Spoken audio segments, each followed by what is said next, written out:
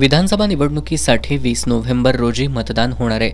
तत्पूर्वी 85 वर्षावरील वयोवृद्ध आणि दिव्यांग मतदारांना गृहमतदानाची सुविधा उपलब्ध करून देण्यात आली आहे। मतदान केंद्रावर ज्याप्रमाणे मतदान पथक रवाना होतं, अगदी त्याचप्रमाणे जिल्ह्यातील 10ही मतदारसंघातील गृहमतदानाच्या प्रक्रियेला संबंधित निवडणूक निर्णय अधिकारी यांच्या आदेशानुसार आज गुरुवारी सकाळी सुरुवात झाली।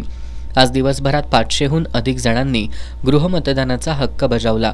मतदानाची प्रक्रिया अधिकाधिक सुलभ व्हावी म्हणून विविध उपक्रम राबवण्याचे निर्देश देण्यात आलेत। त्यानुसारच 85 वर्षावरील वयोवृद्ध मतदार आणि 40% अधिक दिव्यांगत्व असलेल्या मतदारांसाठी गृहमतदानाची सुविधा उपलब्ध करून देण्यात आली आहे।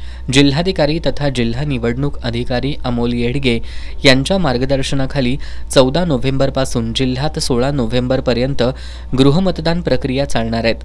प्रत्यक्ष मतदान केंद्रात जाऊन मतदान करणं शक्य नसलेल्या जिल्ह्यातील 4601 मतदारांनी गृहमतदानासाठी नोंदणी केली आहे। या मतदारांचं मतदान नोंदवण्यासाठी 200हून अधिक कर्मचाऱ्यांची पथकं नियुक्त करण्यात आली आहेत।